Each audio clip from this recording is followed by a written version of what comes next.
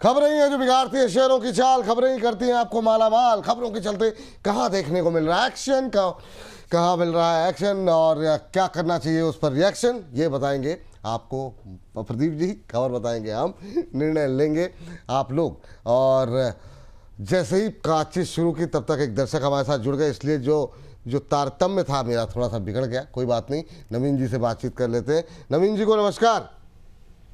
नमस्कार सर। कैसे हैं सर? बढ़िया सर, बढ़िया। मैं कंटिन्यू आपका प्रोग्राम देखता हूँ और प्रदीप सर का लाइव चैनल भी देखता हूँ, ये 8:30 बजे जो रात को आता है। वाह वाह वाह, बहुत शानदार, इतनी मेहनत कर रहे हैं आप लोग, बहुत शानदार। थैंक यू सर, बहुत बहुत धन्यवाद। बताइए सर, कैसे याद किया, क्या है सवाल आपका? सर मैंने वैसे पूछा भी था, कल भी पूछा था ये कमेंट बॉक्स में, लेकिन CMPDI था मेरा सर 275 पे। मैंने 800 शेयर लिए थे और एक ICICI लोम्बार्ड मैंने प्रदीप सर से ही पूछा था। जिस दिन लिया उसी दिन 10-11% गिर गया उसके अगले दिन। सर CMPDI आपने पूछा था, मुझे याद है, और ये सवाल कल डिस्कस भी हुआ था, लेकिन ठीक है दोबारा डिस्कस कर लेते हैं 275 के आसपास। सर जरा दोनों पे त्वरित टिप्पणी आपकी जानना चाहेंगे। एक तो ICICI लोम्बार्ड को लेकर के परेशान है, दूसरा CMPDI 275 के आसपास इन्होंने खरीदा हुआ है और अभी जो भाव देखने को मिल रहा है वो 256 के आस, 20 रुपये का नुकसान हो रहा है सर इनमें। Thank you sir. आपने याद करके यहाँ पे फ़ोन किया है और मैंने कल बताया भी था कि मैं यहाँ पे आने वाला हूँ। एंड रात को 8:30 अपने PhD कैपिटल का यूट्यूब चैनल में मैं लाइव भी जा रहा हूँ विपुल जी आजकल। तो इस वजह से कल आई थिंक मैं उनका क्वेरी ले नहीं पाया, लेकिन 256 के आसपास का भी प्राइस चल रहा है। सो 242 के आसपास मैं यही बोलूँगा, एक छोटा सा स्टॉप लॉस मेंटेन कीजिए, क्योंकि ये ब्रेक होने पे नेक्स्ट स्टॉप लॉस 221। तो पहला, थोड़ा अगर सेफ प्ले करना चाहते तो 242, थोड़ा परफेक्टली और ज़्यादा रिस्क लेना चाहते तो 221। ये दोनों स्टॉप लॉस आप देखिए, कम रिस्क 242, थोड़ा ज़्यादा रिस्क 221। आपके लिए क्या सूट करता है? अगर ये चीज़ फिक्स्ड हो जाता है कि नहीं मैं रिस्क लिमिट कर लिया और रिस्क मेरे को समझ में आया, मैं बोलूँगा अभी भी ऐसा कोई स्ट्रक्चर वाइज डैमेज नहीं हुआ है कि नहीं, जैसे कि मैं एग्रेसिवली बोल ही देता हूँ कि नहीं मेरे को नहीं आना है, मेरे को नहीं लेना है, ऐसा वाला सिचुएशन नहीं हुआ अभी तक। ये कब होगा, ये मैं कब बोलूंगा, ये 242 के नीचे। लेकिन जब तक इसके ऊपर सस्टेन है, मैं ही बोलूंगा अभी भी आप होल्ड कीजिए, निश्चिंत होकर बने रहिए, क्योंकि जब तक प्राइस नहीं बोल रहा है कि मैं नीचे आने के लिए रेडी नहीं हो रहा हूं, तब तक आप भी शांत होकर बैठिए। कहीं ना कहीं इसे एक मार्केट है, इन्वायरमेंट थोड़ा बहुत अप डाउन रहता है, कोई प्रॉब्लम नहीं होगा, बने रहने का सलाह होगा इसमें सर। ये बात है यहाँ पर। चलिए अगली आज की पहली खबर लेकर के आते हैं। जाइडस को लेकर के खबरें कुछ एक आई हैं, जाइडस लाइफ साइंस को लेकर के सर।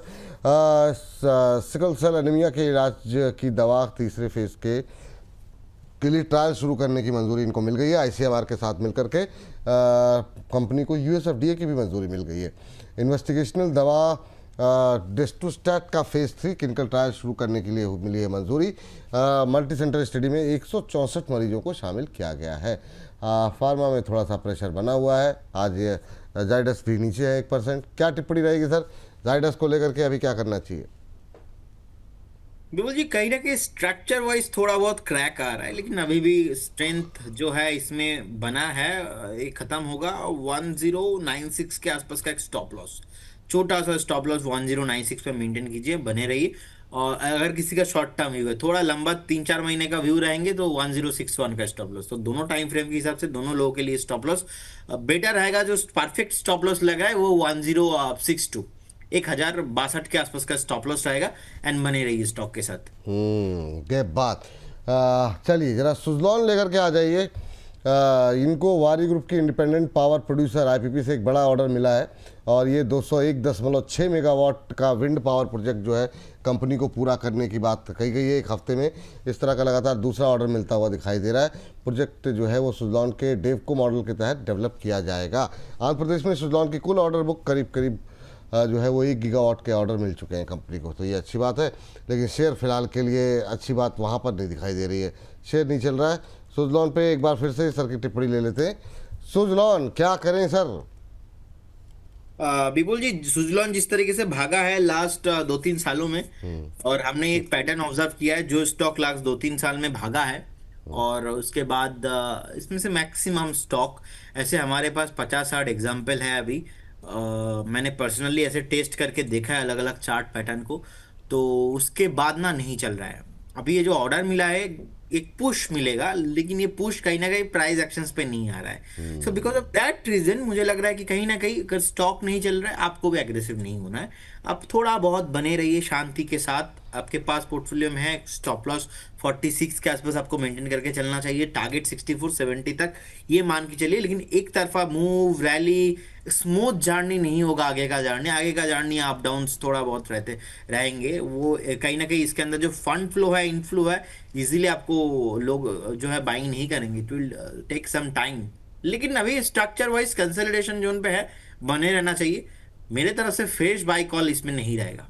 अच्छा ठीक है, सुजलॉन पे बात हो गई। अगली खबर लेकर के आते हैं, और अगली खबर सर आई हुई है सोना BLW को लेकर के। डेंसो के साथ JV बनाने का ऐलान कर दिया है सोना BLW में। आपको बता दें इलेक्ट्रिक और हाइब्रिड पावर ट्रेन सिस्टम पर इनका फोकस रहेगा।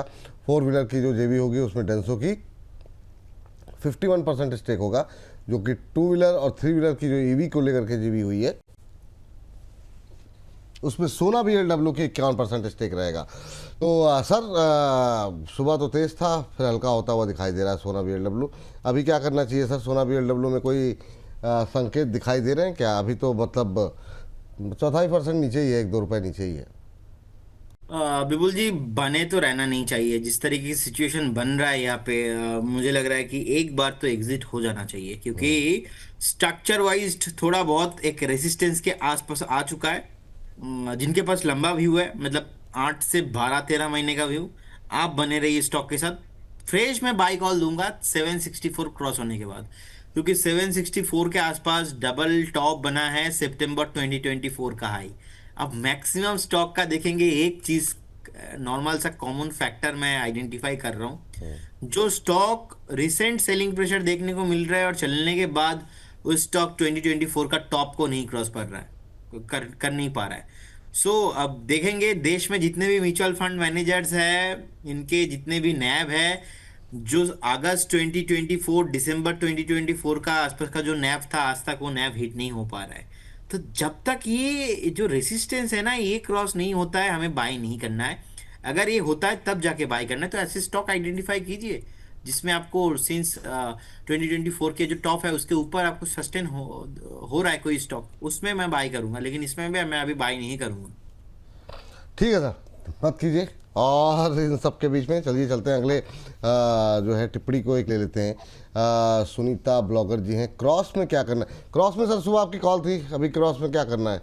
किन लेवल्स पे? क्रॉस में ना सुबह कॉल था, क्रॉस में एक स्टॉप लॉस था, वो स्टॉप लॉस हिट हुआ है। वो 205 के आसपास। लास्ट 2 दिन से मैंने लिख के रखा है, कॉल दिया है जेके पेपर में, 5% का प्रॉफिट बुकिंग किया है। उसके बाद क्रिसिल में कॉल दिया है, पहला टारगेट हिट हुआ है, उसके बाद अपने एग्जिट करा दिया है। सुबह क्रॉस में कॉल दिया था, 5% का स्टॉप लॉस गया है, उसमें आपको एग्जिट करना है। मतलब कल का वो जो प्रॉफिट हुआ है वो इसके साथ एडजस्ट हुआ है। SSWL अभी भी एक्टिव है। जो अभी कॉल दिया मैं उज्जीवन स्मॉल फाइनेंस, ये एक्टिव है। और सुबह सुबह जो कॉल दिया था, और एक लोटस डेवलपर, ये अभी भी डे हाई के आसपास ही ट्रेड कर रहा है, ये भी एक्टिव है। तो किसी से कुछ पूछना नहीं है। अगर मैं नेक्स्ट 1 हफ्ता 2 हफ्ता आके ऐसे ही कॉल दे रहा हूं, आपको कभी भी कुछ पूछना नहीं है। सिंपल सा एक चीज आपको फॉलो करना है, जो टारगेट फॉलो करना है, बस स्टॉप लॉस फॉलो करना है। हो सकता है कि बाद में हम याद ना रखें, लेकिन लिस्ट बन रहा है। ये पूरा लिस्ट आपको 1 महीना 15 दिन बाद आपको दिखा दूंगा कि क्या लिस्ट है, सीधा सीधा। लेकिन वही एक शॉर्ट टर्म व्यू है, किसी से नहीं पूछना। अगर स्टॉप लॉस हिट हुआ है तो 6 या 8 के पास स्टॉप लॉस था, एग्जिट हो जाइए, क्योंकि कल भी प्रॉफिट किया था ना। ऐसे मल्टीपल्स कॉल जब आएंगे, आपको उतना एग्रेसिवली व्यू लेना पड़ेगा। लेकिन ये व्यू उन लोगों के लिए नहीं है जो लोग 10% 20% वाला गेम खेलना चाहते हैं। वो व्यू लिमिटेड है, वो बहुत प्रोमिनेंट है, वो बहुत आपको 1.5-2 महीना होल्डिंग टाइम पीरियड है। अगर आप मुझसे पूछेंगे कि कौन सा बेटर है, दोनों बेटर है, दोनों नेचर के हिसाब से। वो बहुत आपको प्ले करते रहना पड़ेगा। जी जी सर, इसी बीच जरा क्यूपिड पे बातचीत नहीं हुई सर आपसे आज, तो जरा एक बार देखिए 208 के आसपास। मतलब बहुत लोग कह रहे हैं, प्रदीप जी से कहिए कि अब तो खरीदने के लिए बोल दीजिए। आपके मतलब वजह से लोग नहीं खरीद रहे हैं सर। मुझे लग ही रहा था कि सर अब कब इसको बोलेंगे, क्योंकि आप नहीं पूछेंगे तो मैं सो नहीं पाऊंगा। क्योंकि ऐसा कोई दिन नहीं रहा कि मैं आपके प्लेटफॉर्म में आया हूँ और वाह, क्यूपिड को लेके व्यू नहीं दिया। आप ठीक है इतनी तो इतनी मेहनत से रिसर्च निकालते हैं, उस रिसर्च का सदुपयोग होता रहे, हमारे दर्शक भी उसका फ़ायदा उठाएं, तो मतलब इसमें कोई बुराई तो नहीं है। जी देखिए विपुल जी, अभी भी जो मुझे लग रहा है कि स्टॉक थोड़ा कंसोलिडेशन में जा सकता है। बाई कॉल अभी भी नहीं रहेगा, क्योंकि इसमें 6-8 महीने में एक दो बार ही बाई रहता है। सो अभी भी जो है बाई कॉल इसमें नहीं रहेगा। जिनके पास पोजीशन है आप बने रहिए, कोई प्रॉब्लम नहीं है। सेम व्यू रहेगा 280 300। बहुत चला है, रेस्ट करने दीजिए। वो जो एक टाइम करेक्शन रहता है वो नहीं हुआ है, वो होने दीजिए। या तो टाइम करेक्शन हो जाएंगे या तो प्राइस करेक्शन हो जाएंगे। मैं एक्सपेक्ट कर रहा हूँ कि एटलीस्ट टाइम करेक्शन से पहले भाई साहब में एक प्राइस करेक्शन ही आ जाए। अगर वो प्राइस करेक्शन नहीं आ रहा है तो कहीं ना कहीं मेरे को लगता है कि एक बार हमें वेट करके चलना चाहिए। अच्छा, तो ये जो आपने टारगेट बताया है 280 300 का ना? 280 और उसके बाद 300 के आसपास। हाँ, तो मैं ये कह रहा हूँ कि मतलब जिन लोगों ने लेकर के रखा हुआ है वो अभी होल्ड करके रखें सर। और क्या टाइम फ्रेम हाँ, रहेगा, हम थंब पे लगा देंगे इसका ना इसको। टाइम फ्रेम थोड़ा लंबा रहेगा, क्योंकि ऑलरेडी चला हुआ स्टॉक है 135 से। रिसेंटली हमने 230 225 तक देख लिया है। अब ये क्योंकि हमने शॉर्ट टाइम में देखा है ओवर द 1-1.5 महीने के अंदर अंदर। अब मेरे को 3-4 महीने का करेक्शन चाहिए, टाइम करेक्शन। 3-4 महीना टाइम करेक्शन के बाद फिर से उस रैली में स्टॉक आपको ऊपर आते हुए दिखाई देंगे। एक मार्केट का ओवरऑल साइकोलॉजी रहता है। तो 3 महीने में 300, ये नहीं नहीं, 3 महीने का टाइम करेक्शन चाहिए। टाइम अच्छा। करेक्शन के बाद जो रैली होगा, ओवरऑल ये पिक्चर होने में आपको 1 साल का टाइम फ्रेम आपको मैं लेना पसंद करूंगा, क्योंकि इसके बाद रिजल्ट भी इसको होगा ना, रिजल्ट भी आते हुए दिखाई देंगे, तो होल्ड करके चलना है। होल्ड करके जाना है, मतलब मैं तो थंब के लिए पूछा हूँ, 1 साल में 300 लिख दें सर? हाँ, 1 साल के 300 आप लिख सकते हैं, कोई प्रॉब्लम नहीं। चलिए, लेकिन हम ये स्टोरी भी जो मैंने एक्सप्लेन किया, ये भी वो नहीं तो वीडियो होना पूरी स्टोरी चाहिए। थंब पे थोड़ी जाएगी सर, ये तो आप जो अंदर देखेंगे वो लोग सुन लेंगे। अभी के लिए मैं 1 साल में 300, ये मैं लिख सकता हूँ ना, मतलब टेक्निकली हाँ गलत नहीं हाँ होना हाँ, चाहिए। बिल्कुल हाँ, बिल्कुल। चलिए ठीक है, बिल्कुल ये बिल्कुल। बात यहाँ पर निकल करके आई है। चलिए अगली कंपनी लेकर के आ जाते हैं, जहाँ कुछ एक रिजल्ट्स आए हुए हैं काफ़ी धुआंधार, बैक टू बैक काफ़ी सारे रिजल्ट जो है वो आते हुए दिखाई दे रहे हैं। और इसमें जो है ये देखिए विशाल मेगा मार्ट के रिजल्ट देखिए सर, काफ़ी लोगों के सवाल हैं यहाँ पर कि मतलब हायर लेवल जब चल रहा था तो ऐसा चल रहा था कि मतलब कहीं रुकेगा नहीं। नतीजे भी अच्छे रहे, 26% की ग्रोथ देखने को मिली है प्रॉफिट के अंदर। रेवेन्यू 18% है, बिट्टा 18% बढ़ा है। हाँ, बिट्टा मार्जिन थोड़े से फ्लैट दिखाई दिए हैं। पर वीएमएम पे विशाल मेगा मार्ट को लेकर के अभी व्यू क्या है सर आपका? काफ़ी टाइम से एक दायरे में ही है। देखिए रिजल्ट तो विपुल जी अच्छा आया है। बाकी मुझे लगता है कि स्टॉक ना अच्छा खासा चला था, उसके बाद स्ट्रक्चर वाइज डैमेज हुआ है। सो चार्ट पे एक डैमेज दिखाई दे रहा है 120 के नीचे, और 112 के नीचे तो और डैमेज है ये। So because of the that reason मैं आउट होना पसंद करूंगा, क्योंकि स्ट्रक्चर वाइज जब तक ये सही नहीं होता है यहाँ पे हमें बाय नहीं करना चाहिए अगेन। अभी बाय नहीं करना चाहिए। चलिए ये बात निकल करके आई सर। आपने एक टिप्पणी की थी इटर्नल को लेकर के, मैं बीच बीच में ढूंढ रहा हूँ कि थंब पे क्या कौन कौन शेयर लूँ इटर्नल को लेकर के। अभी चूँकि थोड़ा हल्का भी हुआ आज इंट्राडे हाई से, ये देखिए नतीजे भी आ गए, और क्या चाहिए। तो इटर्नल के सर जो है थोड़ा सा प्रॉफिट डाउन हुआ है, वो जिस तरीके से ये लोग कैश बर्न कर रहे हैं अपने क्विक सर्विस को लेकर के। रेवेन्यू 17% बढ़ा है, बिट्टा 22% बढ़ा है, मार्जिन्स में भी इम्प्रूवमेंट है। लेकिन अभी करें क्या इटर्नल पे, और अगर ख़रीद के जाते हैं तो अगर 2-4 महीने का व्यू हो तो क्या टारगेट हो सकते हैं? मुझे लगता है कि 2-4 महीने का व्यू से एक बार 325 330 तक तो आपको आते हुए दिखाई देंगे। और मेरा व्यू पॉजिटिव है विपुल जी इसको लेके। और रिसेंटली हम लोगों ने कॉल भी दिया था, बहुत बढ़िया रैली हम लोगों ने देखा है इसमें, ये कंटिन्यू होना चाहिए। और जो रिजल्ट आया है तो थोड़ा बहुत मुझे लगता है कि वो ऑलरेडी प्राइस के साथ एडजस्टेड है, जब स्टॉक 225 230 के आसपास आया था। और एक क्लैरिटी मैं दे देता हूँ मेरे तरफ से, जो मुझे ओवर द ईयर्स मेरे को समझ में आया। ऐसा नहीं कि रिजल्ट अच्छा आया है अभी भागते हुए नजर आएंगे। हो सकता है कि रिजल्ट अच्छा होगा, मार्केट को पता था, मार्केट का एक्सपेक्टेशन था, वो स्टॉक पहले चल गया होगा। अब हो सकता है कि मान लीजिए कि रिजल्ट खराब था, लेकिन मार्केट को कहीं ना कहीं वो अंदाजा था कि इंटर्न का ये चल रहा है, जब स्टॉक में करेक्शंस था वो उसके साथ एडजस्ट होकर रखा था। तो इसीलिए रिजल्ट आना और तुरंत स्टॉक का प्राइस क्या होगा, कहीं ना कहीं इसके अंदर थोड़ा मेरे को लगता है कि डिकोड करना चाहिए ये भी एनालिसिस। जो जो मेरे को लगता है कि इटर्नल ऑलरेडी प्राइस के साथ एडजस्टेड है, तो इसीलिए यहाँ पे झटका नहीं लगा। और इसीलिए आप देखेंगे विशाल मेगा मार्ट पे अच्छा रिजल्ट होने के बाद विशाल मेगा मार्ट ऊपर नहीं आया, हाँ क्योंकि वही प्रॉफिट। मार्केट को पता था वो चीज, तो कहीं ना कहीं वो एडजस्टेड है प्राइस के साथ। तो ये व्यूअर्स को समझना पड़ेगा। ये व्यूअर को समझना पड़ेगा, बहुत शानदार। हाँ चलिए अदानी पावर भी दिखा दीजिए। अदानी पावर के रिजल्ट्स आए हैं, स्क्रीन पर लेकर के आते हैं और देखते हैं यहाँ पर क्या कुछ गतिविधि, क्या कुछ एक्शन अदानी पावर में देखने को मिला। रेंज में फंसा हुआ है लेकिन नतीजे अच्छे रहे हैं सर। मतलब आप प्रॉफिट देख लीजिए, तो 42% की ग्रोथ है लास्ट ईयर के मुकाबले। रेवेन्यू 34% बढ़ा है, एबिटा 40% बढ़ा है। एबिटा मार्जिन भी थोड़े से इम्प्रूव ही होते हुए दिखाई दिए। लेकिन सवाल ये है कि शेयर जो है वो रेंज में फंस गया है और शेयर इससे बाहर नहीं निकल रहा है। क्या टिप्पणी रहेगी सर अदानी पावर को लेकर के? इस समय इंट्राडे लो पे ट्रेड करता हुआ 2.25% नीचे। नहीं नहीं नहीं नहीं, मैंने अभी जो समझाया विपुल जी, सेम कॉपी पेस्ट यहाँ पे भी। मार्केट ने एक ऑब्जर्वेशन पहले से ही कर लिया था, 4 महीना पहले, 3 महीना पहले, इसीलिए मार्केट ने 149 से शार्प रैली अदानी पावर को हमने देखा 230 तक। अब रिजल्ट अच्छा आया लेकिन स्टॉक नीचे गिर रहा है, क्योंकि मार्केट को पहले से पता था, मार्केट ने पहले रिएक्शन दे दिया है। अब मैं जो ये गाना गा रहा हूं 190 से पहले हम बाई नहीं करेंगे, 190 185, क्यों? क्योंकि शॉर्ट टाइम रैली होने के बाद जो थकान है, रेस्टिंग टाइम है, या तो टाइम करेक्शन या प्राइस करेक्शन, ये फेस इन्वेस्टर को समझना पड़ेगा। उसके लिए नीचे आना पड़ेगा, और नीचे आने पे एक बार बाई करेंगे, लेकिन अभी नहीं करेंगे। आज काफ़ी सारे सवाल आए सिप्ला को लेकर के सर, और सिप्ला पे अभी नतीजों के बाद क्या स्ट्रेटजी होनी चाहिए? हालांकि एक अच्छी खबर तो नहीं कह सकते हैं, बुरी खबर आई जो यूएस से, उसके बाद से थोड़ा फार्मा में दबाव है, लेकिन नतीजे भी बहुत उत्साहजनक मिले। 39% की गिरावट देखने को मिली है प्रॉफिट में। और वहीं जो है बात करें अगर रेवेन्यू की, तो यहाँ पर जो 2-2.25% के आसपास की बढ़त देखने को मिल रही है। बेटा 33% डाउन दिखाई दे रहा है। अभी सिप्ला में क्या करना चाहिए सर? करंट लेवल को काफ़ी पोजीशंस हैं। मुझे लगता है कि विपुल जी रिजल्ट भी देखिए उतना बढ़िया नहीं है, इसके साथ साथ स्ट्रक्चर वाइज ही स्ट्रक्चर मुझे कहीं ना कहीं अच्छा नहीं लगा। शॉर्ट टाइम में देखिए 1500 के ऊपर भी स्टॉक सस्टेन नहीं किया, और कहीं ना कहीं 1640 1650 के आसपास का जिस तरीके से स्टॉक में एक सेलिंग प्रेशर देखने को मिल रहा है, और आज भी कंटिन्यू है।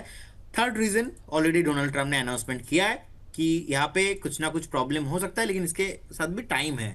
तो मैं अगर फार्मा में मुझे रहना है, मैं अभी भी सान फार्मा के साथ रहना पसंद करूंगा। देखिए इतना मार्केट नीचे गिर रहा है, सान फार्मा नीचे नहीं है, 1950 के आसपास का प्राइस है। तो आपको ये देखना पड़ेगा आपके अच्छे दिनों में कौन आपके साथ है, आपके बुरे दिनों में कौन आपके साथ है। अच्छे दिनों में तो सब लोग अच्छे रहते हैं, लेकिन बुरे दिनों में कौन आपके साथ है, तो ये रियल लाइफ एग्जांपल है।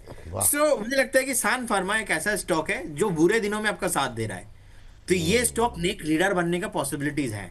तो ऐसे कुछ चीजें ऑब्जर्वेशन। सिप्ला का चार्ट भी अच्छा नहीं है, वीकली पे क्रैक डाउन, मंथली पे क्रैक डाउन, डेली में थोड़ा बहुत ऐसे मान लीजिए 4-5% ऊपर भी आएगा तो ऐसा कोई बात बनेगा नहीं, तो इसीलिए अवॉइड ही करके चलना है।